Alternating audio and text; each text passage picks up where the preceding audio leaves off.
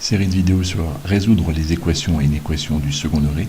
Nous allons voir une application, étudier les positions relatives de la parabole P d'équation y est égal à x carré avec la droite D d'équation y est égal à 2x moins 3. Alors d'abord il faut comprendre la question, étudier les positions relatives.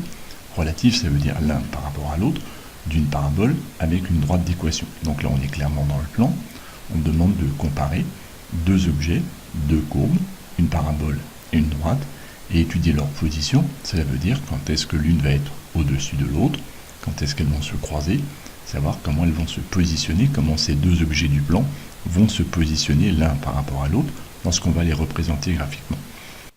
Alors pour commencer, on peut représenter graphiquement les deux objets, et on voit bien que la parabole en vert est toujours au-dessus de ma droite, représentée en rouge. Donc cette information-là, vous pouvez la traiter, vous, avec votre calculatrice.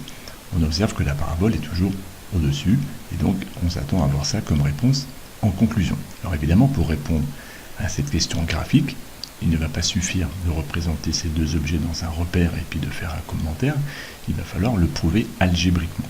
Et pour le prouver algébriquement, on va utiliser les deux équations des deux courbes que nous avons. La parabole a pour équation y est égal à x carré, et la droite D, l'équation y est égale à 2x moins 3. Pour répondre algébriquement et laisser donc une trace écrite rigoureuse sur la copie, quand on doit comparer un nombre A et un nombre B, eh bien souvent, il est plus facile d'étudier le signe de A moins B. Et en fait, c'est ce qu'on va faire ici.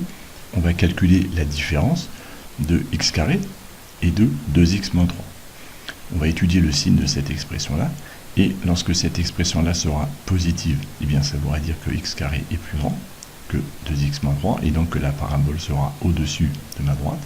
Et lorsque cette expression sera nulle, eh bien ça voudra dire que les deux objets sont confondus dans le plan, c'est-à-dire qu'on aura l'abscisse du point correspondant au point d'intersection de ces deux objets, et lorsque cette expression sera négative, eh bien ça voudra dire que l'expression 2x moins 3 est plus grande que x carré, et donc que ma droite sera au-dessus de ma parabole dans le plan. Donc il suffit d'étudier le signe de cette expression-là, en gérant bien le signe moins devant la parenthèse, cela revient à étudier le signe de x carré moins 2x plus 3.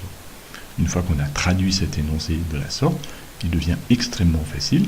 Pour déterminer le signe d'un trinôme du second degré, vous devez savoir faire. L'exercice maintenant est devenu très classique, il s'agit de calculer son discriminant. On calcule bien delta b carré moins 4ac et on obtient moins 8. Moins 8 est négatif, ça veut dire que le trinôme que nous avions n'a pas de racine, et donc pour tout réel, x carré moins 2x plus 3 est du signe de a, et a est égal à 1 ici, une fois x carré. Donc cette expression est strictement positive pour tout x de R. C'est-à-dire, en fait, c'est équivalent à dire que x carré est toujours plus grand que 2x moins 3. Et ça, cela veut dire que ma parabole est toujours au-dessus de ma droite. Nous avons donc étudié les positions relatives des deux objets. L'exercice est terminé.